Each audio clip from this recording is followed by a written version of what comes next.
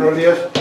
En nuestro habitual ciclo de conferencias que organiza Sofima en colaboración con Fesofi, hoy nos toca una segunda parte, y la verdad es que segunda partes dicen que no son buenas, en este caso superarán la primera porque don Julio es así.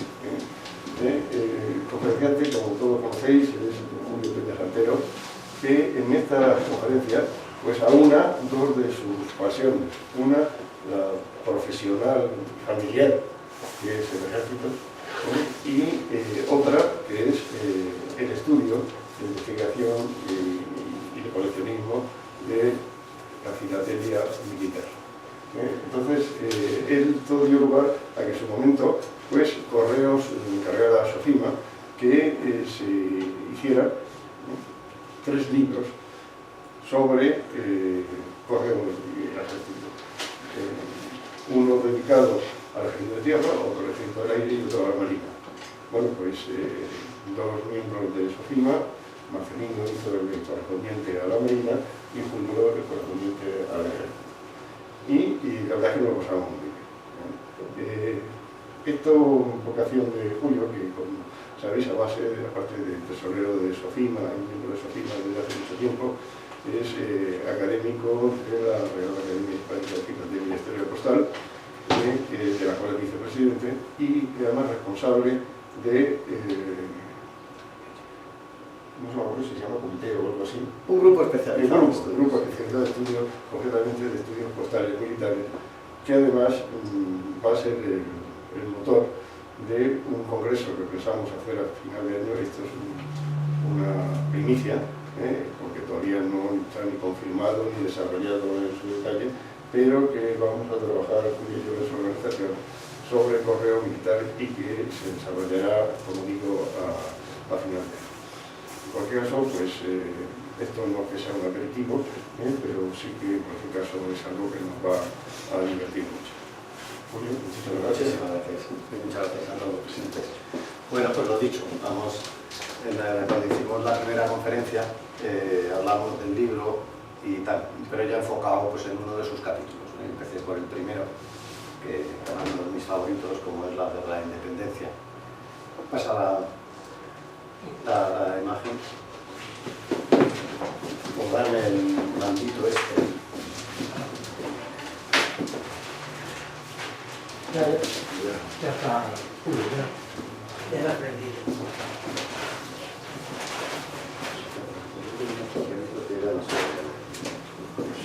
Voy a tener unos papelitos pues en alguna nota y ya no sé. Bueno, esta carta salió en la exposición anterior. Tengo que comentar, ¿no? Es decir, es una exposición. Estamos hablando de un tema del que el epistolario es muy reducido. El epistolario, las cartas conocidas del bando español en la guerra de independencia, realmente yo llevo 20 años coleccionando y tengo 10. Y la mayor colección nunca reunida, que fue la de Fernández Sesta, la estaba consultando estos días pues, para refrescar un poco las notas, colección de primer orden, y que era su colección estrella, reunió 30. Entonces, estábamos hablando de una dificultad, digamos, postal muy importante. Porque además roza más el concepto de un museo que el concepto de una colección. Es uno de los detalles que por eso más me gusta el epistolario de la guerra de la independencia, porque a poco que rascas, pues tienen una gracia las cartas realmente importante. No me gusta empezar poniéndome los listones bajos. Esta es una carta dirigida al general Palafox. Nos dice, pues ya después de esto todos nos vamos a tener que bajar. Vamos a venir bajando. Vamos a ver si somos capaces de que no. Yo creo que no. Le dices, bueno, si la primera imagen es una guerra Palafox, que es una bonita forma de empezar a hablar de la guerra de independencia. En este momento Palafox es la capital general de los ejércitos, pero por esta curiosa situación española, pues un tío como Palafox en cualquier país normal. Yo tengo dudas del grado de cultura, si España se puede considerar un país culto o no. Creo que es lo diferente. Lo mismo va a ser que no. Vamos a ser elegantes, vamos a decir que es un país de cultura diferente. En ese momento estaba exiliado en Francia porque Fernando VII se lo iba a violar. a Palafós. Y en la vida de Palafós da la casualidad de que hay un boquete entre el año 25 y 27, joder, la carta esta es del 26, el boquete es que estaba en una ciudad francesa que se llama Tarbes. Porque en el 28-29 pega un bandazo el fenómeno de Fernando VII y este vuelve a mandar la Guardia Real. Es decir, un tío puede estar en el 26 perseguido para ser fusilado y en el 28 viene a liderar la Guardia Real. Del mismo tío, de Fernando VII. Un crack. Bueno, pues estaba en Tarbes y se ve que está girando un poquito el tema de Fernando VII y esta carta, cuando ves el texto, se la envía el alcalde de Bilbao. Está ahí el flechador, esto es un Bilbao Vizcaya. En estas cartas ni te molestas, que lo mismo la marca guapa. ¿Para qué? Da igual. El tema postal se diluye tanto que en mi opinión es totalmente secundario. Yo no llego ni a mirarlo, no me preocupa. Podría ser bestial. Es el alcalde de Bilbao que le dice a Palafós que sabiendo de que es posible que vuelva a España, le recomienda el clima benigno de Bilbao, ¿cómo sería Tarbes? Para que él viniera, que le pondrían casa y que se la planteara como un lugar para que hiciera el retorno a España, nada menos que José Palafós, ¿no? Hablamos de la guerra en su momento y quizás demasiado, porque son guerras que por desgracia están muy olvidadas.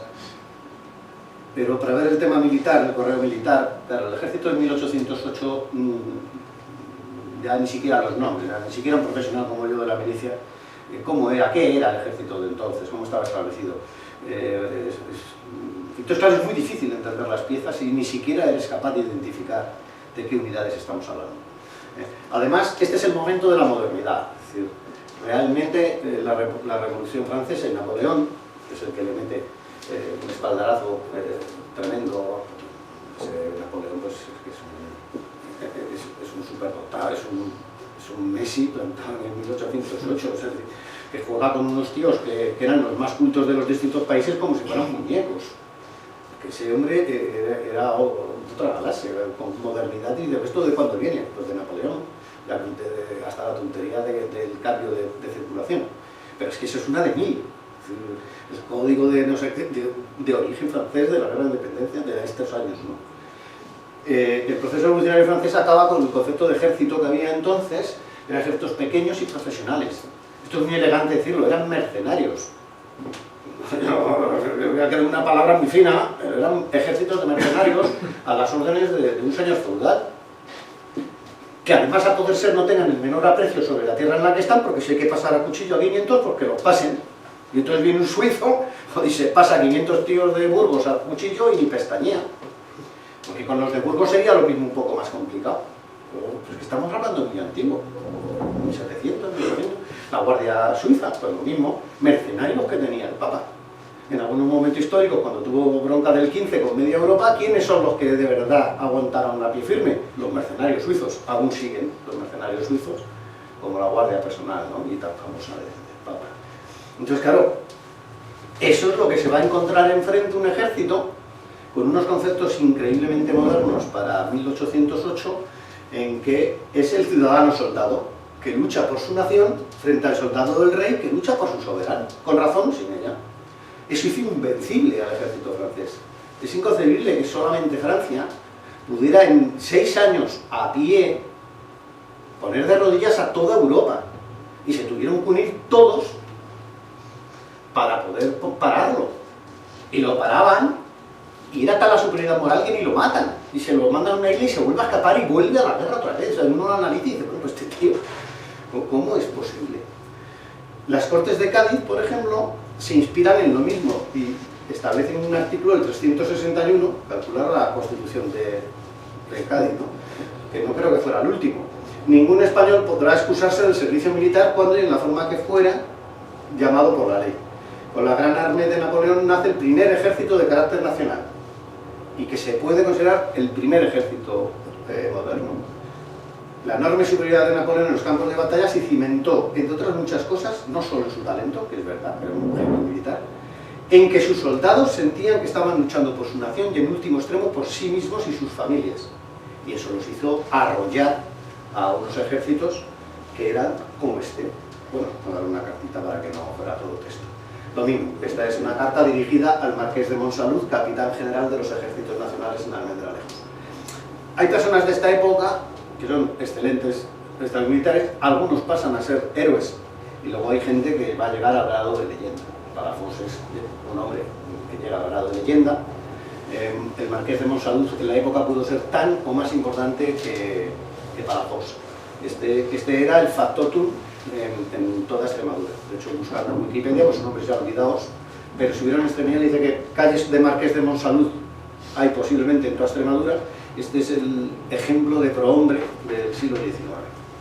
Fue senador por Extremadura toda la vida y cuando muere, toda Extremadura va a rendir homenaje a un hombre bueno.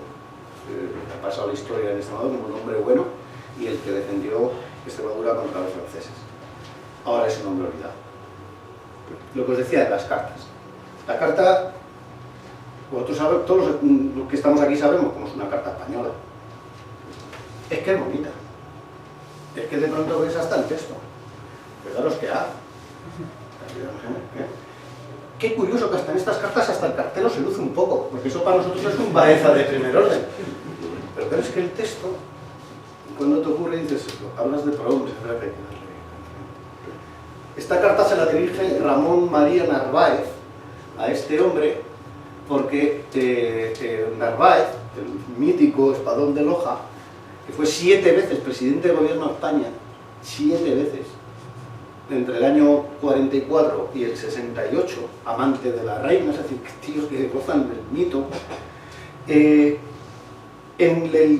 cuando toma por primera vez el gobierno de España, se ve que Monsalud le felicita, y esta es la carta de contestación.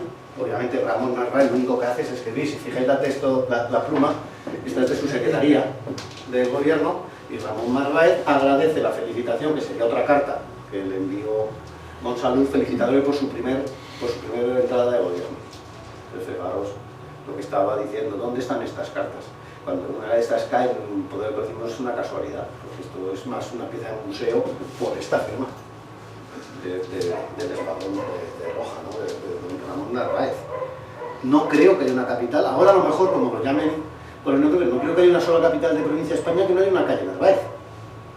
Estás hablando de una gente que dices, bueno, el ejército de tierra de la independencia, nosotros éramos el ejército antiguo.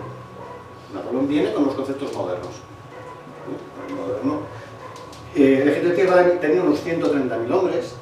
Las tropas de la Casa Real, que eran las tropas de élite de la época, el núcleo duro del ejército español, constituido por unidades de alabarderos, aún se conservan. Muchos de estos nombres, los alabarderos, sigue siendo una de las batallones estrella de la Guardia Real actual. Otras veréis que no. Guardias de corps, reflojo un tal Godoy, por ejemplo, en esta época, jefe de las guardias de corps, que cuando se supone que unos años antes, un hermoso oficial de la guardia de corps se enamora a la esposa de Carlos IV y empieza a subir la figura de Godoy, jefe de guardias de corps. Carabineros reales, que era una arma específica de la época, entonces esos eran, digamos, tiradores de élite. Y luego los 2 regimientos principales, que era el bloque fuerte de Guardia Real, la Guardia Española y la Guardia Valona. Ahí empezamos a ver el concepto de unidades constituidas por extranjeros, por mercenarios profesionales que van al combate por paga. Claro, esos en las guerras nacionales lucen muy mal, porque es que normalmente una de las virtudes de una guerra civil, una guerra de independencia, es que de paga vamos muy jodidos, por lo cual estos ejércitos, cuando se pegaban, pasaban las cosas malas, podían en una de estas no aparecerte, porque obviamente estamos hablando de ejércitos de paga. Tropas de continuo servicio, claro, este es un concepto que ya ni se sabe, no existe. Es decir, lo que era el ejército regular, en la época se llama tropa de continuo servicio. Eran unos 80.000 hombres con unas dimensiones terribles. 105 batallones de infantería de línea, 24 de ligera, 60 escuadrones de caballería de línea, 60 escuadrones de dragones. Hoy teníamos unas cartas de dragones allí enseñando. Hoy ya no se sabe realmente la diferencia. Ni entonces, yo he leído libros de entonces, qué era una caballería de línea y un escuadrón de dragones. Tipos distintos de caballería, que ya hoy prácticamente es el mismo concepto. Pero claro, 60 y 60. Entonces de pronto te puedes encontrar una carta dirigida a un dragón, Entonces dice, bueno, esto, bueno, pues es un dragón, es un oficial, probablemente, un militar, perteneciente al arma de caballería, 12 batallones de artillería y un único regimiento de ingenieros. Regimientos de extranjeros puros, es decir, cerca de 13.000 hombres, 6 regimientos de suizos, teníamos en el Reino de España, 3 de irlandeses, porque que había suizos los tenía todos. No sé qué pasa a los suizos, siempre han venido esos hipócritas hablando de tal, no tenemos ejército aquí, nos ha jorobado, los tenías por todos los ejércitos de Europa como mercenarios, ¿no? Aquí había 6 regimientos de suizos, porque había 3 de irlandeses. Dices, esto, 1 de italianos y 1 de franceses. Ese sería curioso de mirar histórico. Una carta, vamos a decir, una carta del regimiento francés, español, combatiendo contra Napoleón, eso sería de caerse de culo, con perdón, ¿no? Pero qué curioso, eso es para que algún historiador nos hiciera un libro, decir, bueno, ¿qué pasó con el regimiento de franceses en medio de la guerra de independencia? Sí sabemos que había una unidad de españoles, una división, con el Marqués de la Romana, combatiendo con los franceses en Rusia. Esa es también, es decir, que nos hagan también la historia de porque ese también tuvo que ser curioso. Oye, pero es que ahora estás empezando a invadir mi país. Y el Marqués de la Romana cuenta la leyenda que se vino a pie con estos, desde Dinamarca. Qué tíos, ¿no? Y en las milicias provinciales, como 30.000 hombres, 43 regimientos que eran mandados por nobles que los reclutaban de su pecunio. Y venían de distintas vacaciones. Entonces, esto nos da cartas de este estilo.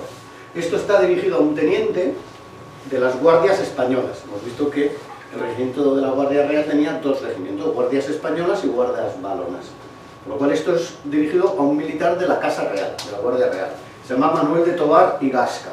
A este le he encontrado, es decir, en la lista de revista de la Guardia Real, que conserva todo el personal que ha tenido la Guardia Real desde la Intemerata, bueno, pues este está. Y tú dices, oye, qué bien. Que este era teniente y está fehacientemente estudiado y fichado. Primer teniente del regimiento de Guardias Españolas. Esta, que aún no la tengo en mi casa, pero la he adquirido pues, estos días, porque la he comprado en una subasta extranjera, está dirigida de Madrid a Valencia de Alcántara en 1809, Manuel Tesedor, subteniente de la milicia urbana. Esto está asociado al concepto de la milicia provincial, es decir, la gente de la zona que se entra en armas contra el enemigo y a veces les dan armas, y a veces no, y a veces les dan uniforme, pero los agrupan y a combatir. El concepto de la milicia provincial es lo que es el pueblo en armas, no el militar profesional, sino pues los españoles en edad que van a combatir.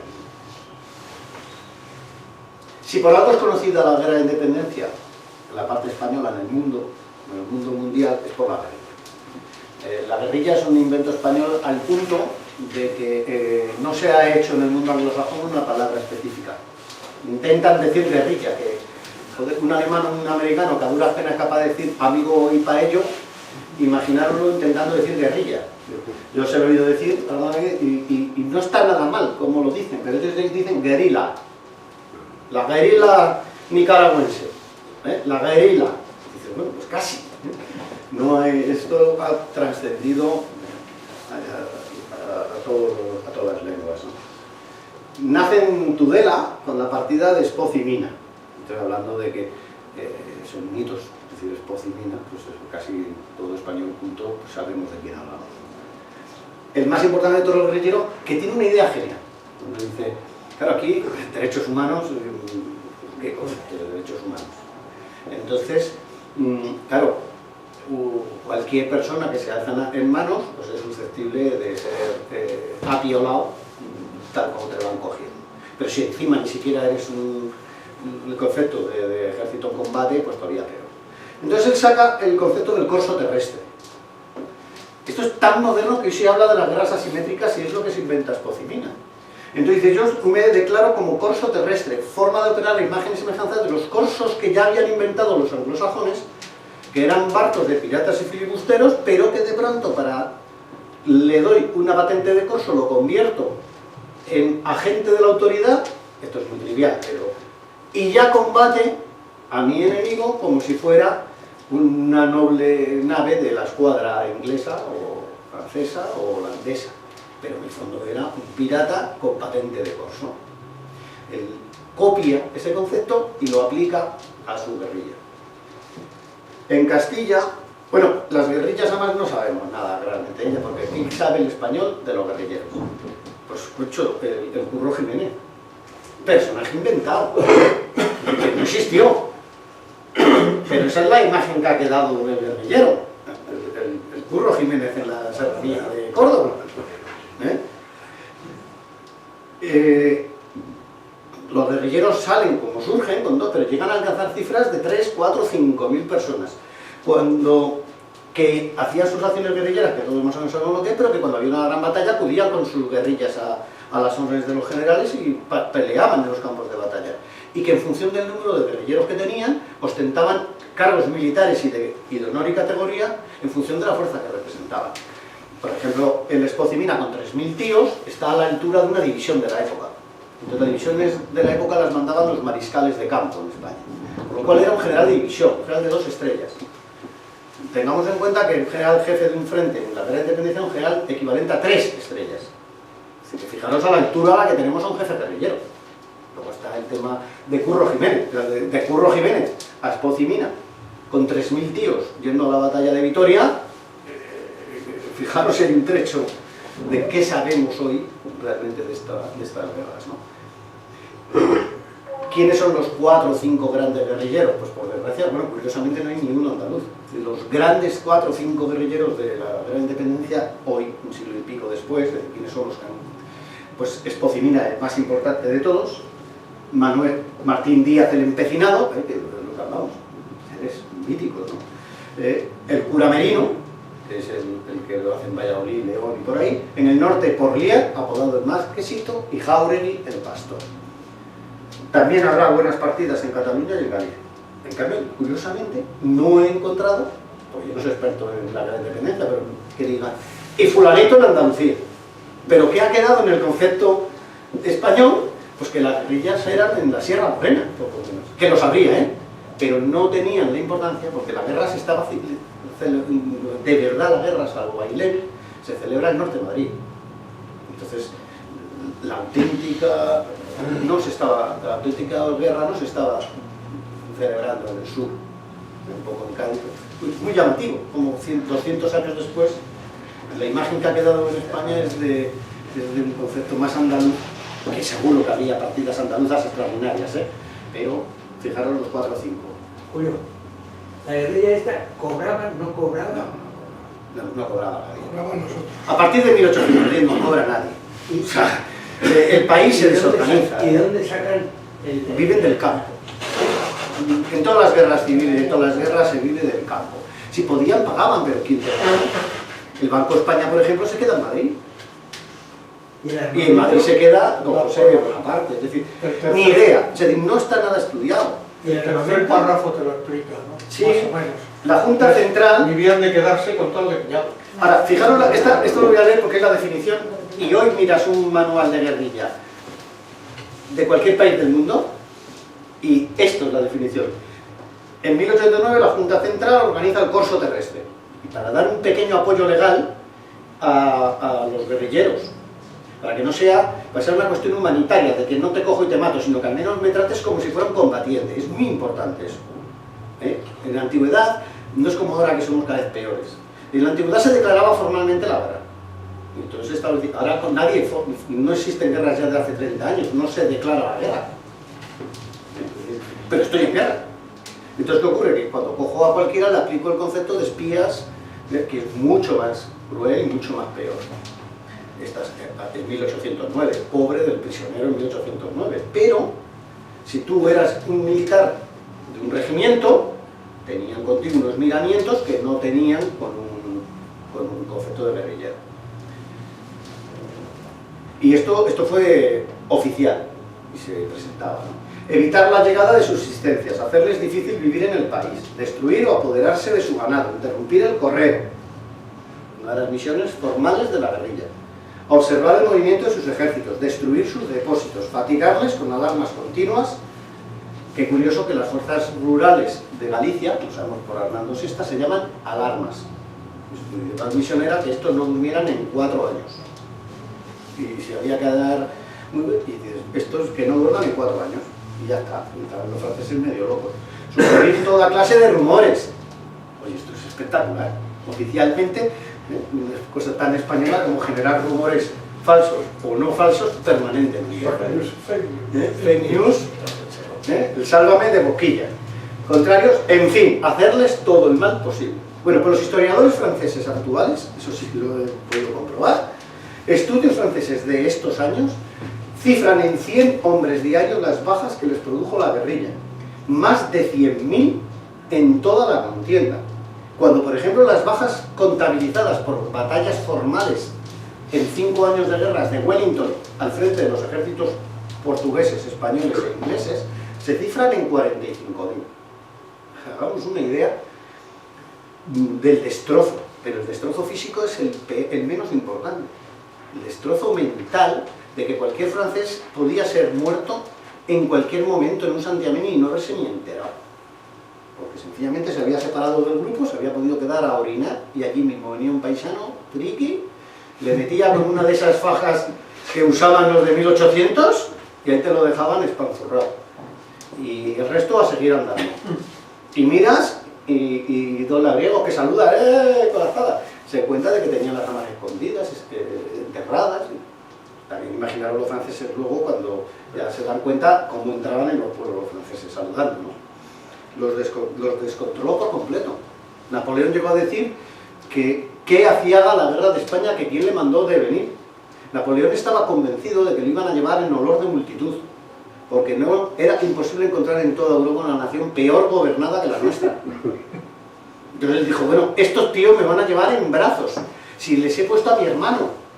Nunca entendí, pero bueno, vamos a ver, que en Dinamarca puso un general, joder, y es el padre de los reyes de hoy, de la familia de... era un mariscal de campo. Aquí puso a su hermano, y se lo devolvimos. El único rey abstemio que hemos tenido, joder, Pepe Botella, macho, somos muy malos. Somos gente mala, macho. Somos gente mala. Y rencorosa, porque cuando hemos hecho sellos a todos los reyes de España, nos hemos olvidado de Amadeo I, que es un rey divino. Cuando ves a Amadeo dices, ¿y este por qué no se quedó? Y este, y ponemos a los austrias y ponemos a los borbones. No existe, curiosamente. Sugerir toda clase de rumores. Sugerir todo, Pepe Botella es un ejemplo de libro. Esta, en mi opinión, es desde el aspecto postal la mejor carta de mi colección. Y probablemente en el aspecto histórico supere a la de Palafos y a la de Narváez. Esta es una carta que se lleva desde el Campo del Honor, os explicaré qué es, al Ayuntamiento de Motrico. Que la cosa estaba un poquito tiesa, al dador se le pagarán 6 reales. En la época, una carta, la tarifa normal que le daban a un tío por llevarla, era medio real. Es decir, 12 veces el porte. Evidentemente, si lo pillan, los 12 reales como que no le van a alimentar mucho. Pero ya el aspecto postal de la carta es tremendo. Pero nos vamos al texto, es una carta preciosa. Esto que veis aquí es la firma. Este es Gaspar de Jáuregui. Este es el conocido guerrillero de la época, el Pastor. Es uno de los 4 que he citado, que te vienen como los 4 principales. No es tan importante como el empecinado o Merino, que han envejecido mejor, pero estamos hablando de esa altura de guerrilleros. Absoluto analfabeto. El Pastor parece ser que no era capaz ni de firmar, entonces hizo un tampón divino que firma. Pero esta no parece la S de un analfabeto. Le vas a la Wikipedia y resulta que Gaspar de Jáuregui tiene como secretario personal a un chavalín de 18 o 19 años, potente, listo, que ya había estado a las órdenes de Palafos en los 2 sitios de Zaragoza. Se llama Tomás de Zumalacárregui. Ese es el escribiente de esta carta. Que en su historia está que, como es huérfano de 4 años, su madre lo manda a aprender el oficio de escribano. Y después de lo de Palafos en Zaragoza, vuelve y Jáuregui lo coge como secretario personal para que escriba. Hay discusiones en el País Vasco sobre cuánto de verdad hay en esto que contamos, pero parece ser que es el comienzo de uno de los seres, de uno de los militares más mito un militar mítico, como es Zumalacárregui, que luego llega al 38 y es el líder de los carlistas y aún hoy se recuerda. Debía ser un tío excepcional en toda... Es conocido en los carlistas, lo llamaban el tío Tomás, por el acercamiento con su gente, ¿no? Un personaje de orígenes humildísimos. Bueno, pues esa S probablemente sea de Tomás Zumalacárregui. Pero es que encima 6 reales Saldador. Dice, bueno, ¿cuántas de esas tenemos? Pues esta. Campo del honor. Cuando un militar de la antigüedad escribe desde el campo del honor, es que ya no está siquiera en una localidad. Porque los antiguos les daba lo mismo. Si estaban en un pueblo que se llamaba Hondarrubia de abajo, pues ponían Hondarrubia de abajo. Cuando ya estás en campo del honor, es que ya no estás ni en el más miserable de los pueblos. Es decir, este estaba en combate, en campo abierto. Y entonces la carta pues la llevan a mano. Y aquí la firma del pastor. Es de color de oro, la pieza. El cacharro es de color dorado. Es una cosa divina. ¿El taspón te refieres? La firma de Javier. Tiene color dorado. Cuando lo ves parece de oro. Es dorado. El ejército de la Gran Independencia provoca una movilización que supera cualquier previsión. En la antigüedad prácticamente combatían los ejércitos profesionales. Esto es una rareza, que el pueblo se uniera en armas y se inventaran la guerrilla. Es que ahora se ve con naturalidad. Nadie había combatido un ejército con guerrillas. Esto sale aquí por primera vez. Ya os expliqué que cada junta, porque no hubo una declaración, hubo una por cada junta intentaba hacer su ejército, le suministraba uniformes si podía, armamento, munición, alimentos, paga pues del campo. Finalizada la contienda también fue muy difícil de movilizarlos, es decir, esos guerrilleros que al final se van convirtiendo en grandes unidades, son miles de hombres, no quieren volver a ser pastores, quieren quedarse como militares. En una época en la que ser un oficial, o ser incluso un suboficial, o tropa es ser alguien, y además con sus uniformes tan lucidos y con una posición social que muchísimos de ellos no hubieran sospechado en la vida, ya la querían mantener, o sea, habían estado en las duras, pues no se les desmovilizó fácilmente, tardaron muchísimos años. Las milicias provinciales, lo mismo. De ahí sale que ahora es inexplicable, el regimiento de Vitoria podía estar en Valencia, pero había que hacerlos volver a Vitoria. Fue muy difícil el volverlo. Y siempre aquí es al otro lado. Esta es una carta de ese ejemplo. Claro, aquí cuando tienes 10 cartas, esta es del 16. La guerra oficialmente acaba el 14-15, pero es que esos vientos seguían todavía. Este es un militar, capitán agregado del 3er batallón del Regimiento de Infantería de Vitoria, en Onteniente, donde había terminado ellos todas las actividades. Además, Tortosa, Valencia, Onteniente, ¿no? Pues, quizás 4 y un porteo ya de 4. La desmovilización de estas unidades pues, puras de ese ejército que van de tropas continuas, en el regimiento, en este caso el de Vitoria. Claro, tengo una. Ese es el problema de estas piezas. ¿Y alguna otra más? Pues ya veremos. Los franceses cuando vienen aquí intentan, porque ya os digo que Napoleón juega a rally, o sea, hace cosas que hoy dices natural. Este cuando viene aquí, que encima viene para darse un paseillo camino a Portugal, que le va a echar una manita a Godoy con los portugueses, lo que intenta es que no se den cuenta de que a mitad camino voy a girar. Entonces, antes de venir, intenta cambiar los acuerdos postales, que eran acuerdos bilaterales. Y él lo quiere cambiar unilateralmente. Oficialmente le dice el Correo de España que de eso nada. Pero llega un punto que a Napoleón le da absolutamente igual. Y establece, en el libro lo tengo explicado completamente, establece de forma unilateral que a partir del 15 de abril se van a llevar las cuentas postales del intercambio comercial tal como él considera oportuno. Y hay referencias de los correos de la época en que notan un bajón terrible en el correo francés. Y lo achacan en la época, fijaros si estaba España despistada con los intereses de Napoleón, que creen que es por ahorrarse los portes.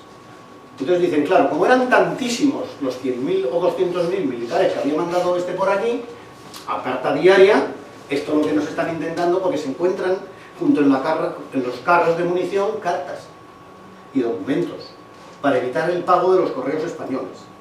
Entonces ellos lo achacan, que es posible en parte, a no pagar tantísimos portes de tantísima gente, de tantísimas cartas. Pero el concepto moderno, yo personalmente, no por escrito, lo que yo realmente creo, fundamentalmente Napoleón lo que quería evitar es que las órdenes que tenía que dar por el correo para la invasión de España pasaran por el correo español. Porque el primero que te abra una carta, te dice, oye, es que este regimiento francés, aquí le están diciendo que cuando llegue a Valladolid, en vez de seguir rumbo para Porto, gire y se vaya para Madrid. Entonces, Napoleón adelanta que tengo que tomar las vías de comunicación españolas antes de entrar a dejar claras mis intenciones de que vengo a invadir España. Y es lo que hace. Hasta el punto que quiere alterar, y lo hace, el acuerdo bilateral franco-español para el correo. Yo os digo que es que iba muy por delante de su época, ¿no? Este hombre.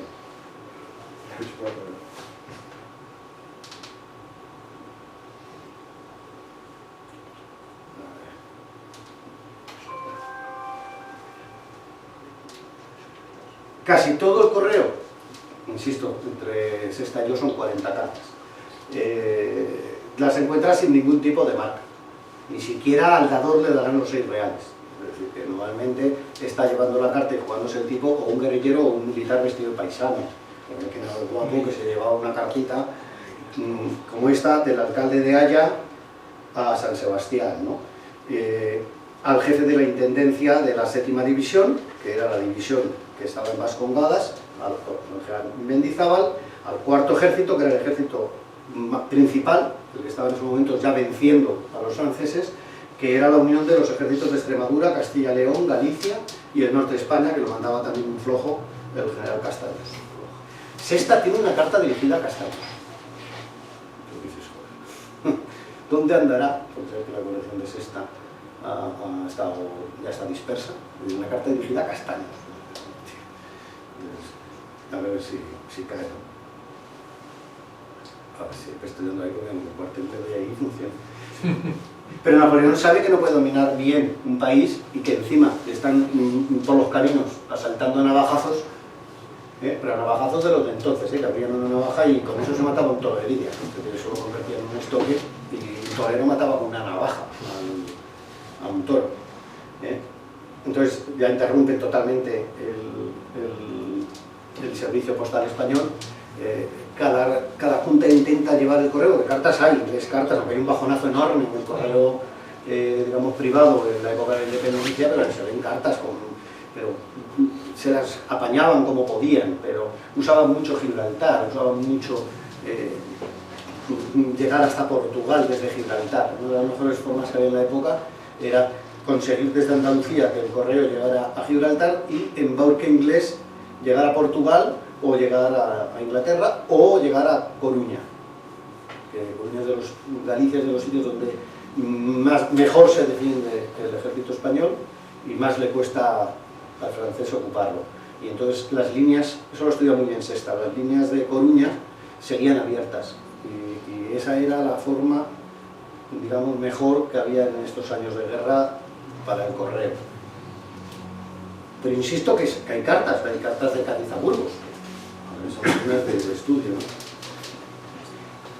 Galicia es una de las principales fuentes de Galicia. Aquí tenemos otra, también al 4º ejército, que no era cualquier cosa, y esta es también una carta que va a un prohombre de la época. Es decir, este era un subordinado directo de Castaños, del general Castaños. Este es el general jefe de Salamanca a Cádiz, teniente general de los ejércitos nacionales, Vicente Calas Portocarrero, duque de Parque Castillo. Estos son tiros, pones en el Google y sale directo. Todos estos, los que hemos citado, todos salen directos, prohombres de su época. Y entonces, para que pues ya está olvidado, igual que Castaños. Pues llega al lado de Mito, pues Portocarrero, con el paso de los tiempos, se va quedando olvidado, ¿no? Mandó el ejército de la izquierda cuando el ejército español, está ahí en un papel, pero no se lo hemos metido. Estaba dividido en ejército de izquierda, derecha, centro y reserva. Después, cuando se organizan 6 ejércitos, dirige el de Galicia. Y en el 12, cuando se vuelven a cambiar la nomenclatura de ejército y empieza el ejército español a ganar territorio y ya ha llegado Wellington, dirige el 3º. Y el 4º, nos decía, son generales así, el de la reserva lo mandaba Palafox. Castaños, Palafox, es decir, son los titulares de estos ejércitos. El de Extremadura lo mandaba el primero que vimos, el de Galicia. Es que las cartas aparecen poquísimas, pero cuando aparecen, las cartas en general todas, sinceramente, molan. Rascas y son todo gente... Y luego, fijaros, va de Salamanca a Cádiz, y en Cádiz dicen, este ya está combatiendo, y la envían al cuarto ejército. Esta carta, por desgracia, está sin fechar. Esta carta está sin fechar. Oficialmente, por decir que la Wikipedia es oficialmente, este hombre mandaba en ese momento el tercer ejército, no el cuarto. Probablemente estuvieran fundidos los dos combatiendo en algún sitio, tercer y cuarto ejército. El cuarto ejército siempre fue el principal del ejército español, el cuarto ejército. Pero a lo mejor resulta que en ese momento estaba mandando él el cuarto, y Castaños estaba en otra, a lo mejor estaba mandando la Junta Central de España, ¿no? En casos muy bonitos. En eso hay que ponerle la foto de ellos para verles la cara. El correo a la mano, ya lo hemos comentado anteriormente, muy difícil que tengan marcas postales, y si las tienen, pues bendito sea. ¿Y cuál es uno de los problemas que tiene el coleccionismo de esto, a diferencia del francés? Bueno, pues que no hemos visto todavía una sola marca militar. Es decir, consigues con cuentagotas piezas dirigidas a los militares, que pueden ser oficiales, pero ¿dónde están los cuños militares? Cualquier persona que coleccione las armés francesas monta sin ningún problema, si tuviera aquí la idea de Julio, sin ningún problema, 8 cuadros. 8 cuadros solo de la armée española, que de la italiana te puedes hacer otros 8. ¿Cuántas cartas de la armée francesa habrá en Francia? Pero si hay coleccionistas de 8 cuadros, yo conozco por lo menos 4. 4 coleccionistas de gran oro con colecciones de gran armée española. Y resulta que esto es todo lo que se conoce del ejército español en marcas españolas. Sexto ejército, no he visto una en mi vida. Sexta dice que conoce una carta y está en perfilatelia española, pero sin carta. Está así. Sexta encontró esto, pero él mismo, y se está... Claro, me pasa a mí igual, a mí me vale todo. Si pillo algo, la meto en la colección. Él ya mismo dice que posiblemente no existe constancia de su uso postal, pero podría, probablemente esté en el texto de una carta sin sobre. Y ya hemos terminado con el ejército gallego. Del ejército catalán, que es del que más se conoce, la marquita de arriba, Ejército de Cataluña, pues de esa yo he visto 3 o 4 cartas. Son todas del mismo archivo, son todas de Gerona del año 1809. 3 o 4 cartas. Del de abajo hay serias dudas que sea realmente de... O sea, no hay dudas de la marca, pero hay serias dudas que sea del ejército. Pero la Filatelia Española siempre lo ha metido más o menos juntos. Es decir, que el Ejército de Cataluña y este CO de Cataluña, que pudieran ser marcas del ejército español en Cataluña. Y luego yo he encontrado una carta, pero una fotocopia de una carta del tercer ejército, con un cuño como era el sello negro de la época, pero que pone tercer ejército. Y otro cuño del ejército de reserva. Es decir, que el ejército de reserva. Realmente vienen X, ejército con X, era la grafía de la J entonces. Por lo cual eso da un parque de 10 cartas entre las 5 marcas. Y no he podido traeros ni cómo es la del tercer ejército porque está en un PDF y no he sido capaz. Es decir, que las dificultades terroríficas. Yo ya te digo, yo no colecciono ni quiero las cartas de la armée francesa, pero tengo 5. Ya está. En una sola subasta de Soler lo haces. En cualquier subasta de Soler te compras 5 cartas del ejército francés con los cuños impecables, que sacas hasta la letra más pequeña con perfección, ¿no? Entonces, la diferencia. Los prisioneros, hemos hablado de pobres los prisioneros, y siempre los prisioneros son unos desgraciados, pues calcular la antigüedad. Este es un prisionero español en el depósito de prisioneros de Chasnoyes en 1812, que pide ayuda a un notable, que es paisano suyo, para que reenvíe las cartas a su padre, haciéndose el notable cargo de los dos portes, de Francia a él y de los padres. Y ahí está. Curiosamente, debió de haber tal volumen de prisioneros y de gente culta, pues que casi hay más cartas, se pueden conseguir más cartas de prisioneros que de militares en combate, y luego ya es la monda. Hay una... Claro, meses antes de la ocupación francesa de España, España estaba como aliado de Francia combatiendo con Inglaterra. Bueno, pues hay desgraciados que eran prisioneros de Inglaterra en 1809, pero es llamativo, y hay 2 o 3 cartas de prisioneros en poder españoles, militares españoles en poder de los ingleses, con la guerra de independencia empezada.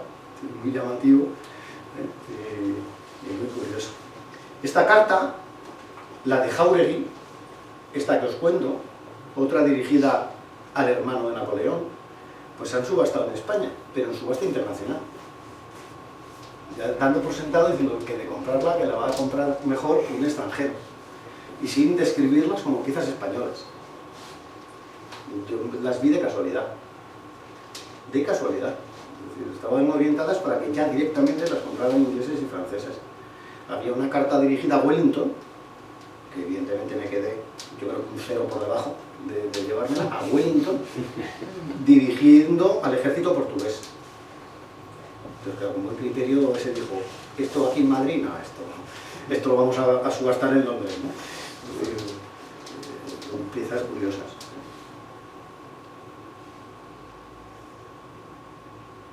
Es verdad que tenemos las pilas ya un poco fundidas. Bueno, esto es una maravilla. El correo francés en Cataluña. El correo francés en Cataluña. No vamos a hacer comentarios políticos tan fáciles hoy en día, ¿no? Pero en la primera conferencia os comenté una cuestión que lo que es la ambición humana, y lo terrible que es la ambición humana cuando está en manos de las personas que dirigen las naciones. Comentábamos que Godoy en un momento dado, con la berenjena que había aquí entre Carlos IV, su hijo, él, Napoleón por en medio aprovechando el tirón. Y en un momento Godoy ve qué fácil este Napoleón pone y quita reyes. A ver si en una de estas, Godoy príncipe de la paz y el otro príncipe heredero diciendo, como mi padre se descuide, el Fernando VII me pone al Godoy y a mí me deja de propina. Y entonces el Godoy nos cava esta tumba de Napoleón, que invadió España antes o después, pero reparten Portugal. ¿Os acordáis? Tenían a unos reyes de Italia que no sabían qué hacer con ellos, de Etruria, y dicen, bueno, pues le damos todo Porto a los de Etruria, y entonces Godoy le convence a Napoleón de que le va a dar la parte del sur, pero queda un tramo el del medio con Lisboa.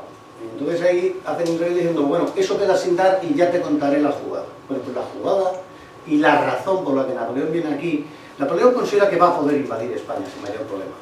La zurraba a todos los del este, y a Austria, que era la nación que realmente era la segunda en el continente europeo.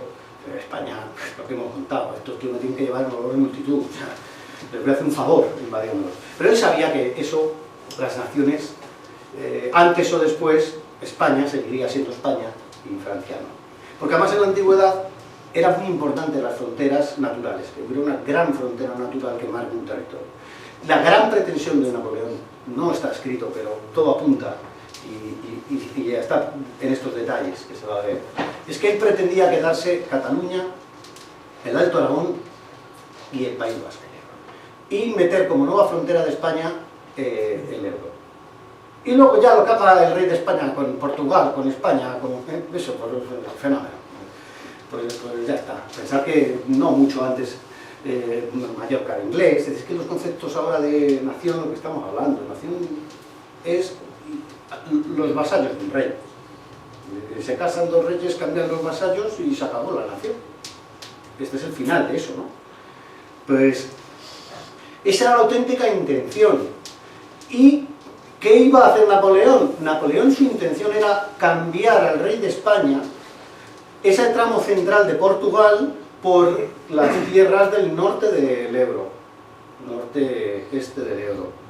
O sea que él mismo era magnánimo y pensando que iba a ganar la guerra, iba a hacer una cesión que las gallinas que entran por las que salen, que te quedas con Portugal y yo me quedo con esto. Y es tan claro el asunto que él, en la reforma de la Gran Francia, de los departamentos franceses, de los 156 o 160, que es lo más grande, a lo que ha llegado la grandeza, los 160 departamentos, a Cataluña le asigna 4. Y le asigna el número 90, y además que iba por todas. Es decir, es que te voy a cambiar hasta el nombre provincial, para que no quede ni recuerdo de que tú has sido español. Lo que pasa es que iba a ser francés, no iba a ser intermedio. El departamento número 90, que le había guardado un número bueno, porque claro, es que joder, se había llevado Dinamarca, se había llevado Austria, iban cayendo departamentos porque lo hacían todos los lados. Lo que él pensaba quedarse, lo que hoy es la provincia de Barcelona, él lo llamó departamento de Montserrat, con capital en Barcelona. El número 132 de los departamentos franceses, la provincia actual de Gerona, que se pasó oficialmente a llamar departamento del Ter. El 133, con capital de Puigcerdá, ahí ya rompe que prácticamente no hay ni provincia de Lérida, no, perdón, de Tarragona sería, departamento del Segre, y con capital en Lérida, el departamento de las Bocas del Ebro. Y les da marcas. Esta, que dentro de las 4, la más asequible, ¿no?, la que puedes encontrar buscando muchísimo, 90 Barcelona. Entonces, esto no era ya una carta española. Esto es una carta entre franceses, de territorio español, pero en guerra de independencia, que ya Francia consideraba suelo de Francia. Y parece que en medio del barullo, y con una Francia que empezaba a estar un poquito ya perdiendo la guerra, no llegó a ser firmado, pero está publicado en las reales órdenes de Francia. Pero con interinidad, porque todavía cualquier día vienen y te reclaman Francia, Cataluña, porque fue 6 años catalán. La Cataluña fue 6 años francesa, desde el 8 al 14. Y esta carta está circulada desde Barcelona a París, y la marca es francesa, y fue por correo francés, pero desde Barcelona. Entonces, muy curioso y muy olvidado, muy olvidado. Claro, pues la de Barcelona es más dentro de que yo no la tengo. Esta es la única carta de toda la colección que expongo que no la he conseguido. La de las Bocas del Tegre, de Puigcerdá, pues me contáis, es una casualidad. Soler tendrá alguno. Soler tendrá alguno. Y luego cuando me explicaron el libro, ingenuamente, Modesto Fraga dice, bueno, esto, hablamos de la historia basados en las emisiones. Y ya dije, qué buena idea, porque casi metemos el tema postal y la historia y queda el libro divino. Claro, te pones a buscar, coges el Edifil, que está chupado, te miras los 8.000 sellos de España y dices, sellos dedicados a la guerra de independencia. Ninguno. ¿Para qué? Yo he preguntado a las personas, uy, no, a ver si habíamos ahí sensibilidades. Digo, por la guerra del francés. España no ha dedicado ni un solo sello a nadie de los que hemos citado. Ni a Palafox, ni a Castaño, ni a Bailén, ni a Wellington, ni a Napoleón. Fijaos qué misión conjunta y la esa francesa, es decir, Napoleón, Wellington y tal. No hay un sello de ningún guerrillero, no hay sello dedicado a Escocimina, ni al empecinado, ni a Merino, ni a nadie. Pero es que ni siquiera se ha conmemorado el comienzo o el final. Por supuesto la batalla de Bailén, con el pedazo de cuadro, que tampoco se ha filtrado ese sello, tampoco. Llegó el 18 y digo, hombre, la FESOFI hace la nacional en Zaragoza, en el 8 creo que fue. Esto ponérselo a huevo, 1808, 2008, digo, voy a mirar las finales 2008. Pues macho, tampoco. Cogieron el regimiento de las Navas, pero no se hizo la hoja en honor de la guerra de independencia. Entonces dicen, ¿qué sello modesto que pongo? Gracias, en la filatelia está la serie de uniformes, entonces claro, si te coges los uniformes que rocen esos años, Pues esta es la imagen de esos militares que hemos ido contando, con sus uniformes de bonito, no de guerrilleros ni de las tropas que movilizaron en los pueblos, sino los regimientos que ya eran militares antes de empezar.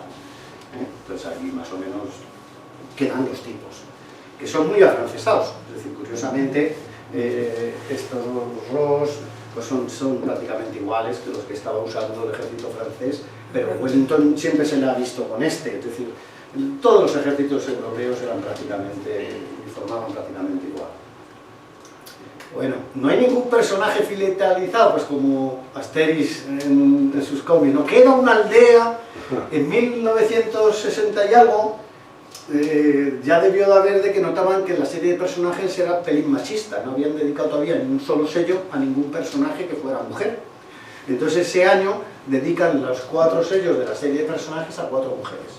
Y uno se lo dedican a Agustina de Aragón. Todo parece indicar que Agustina de Aragón existió, pero podría haber sido un mito de esas épocas igualmente.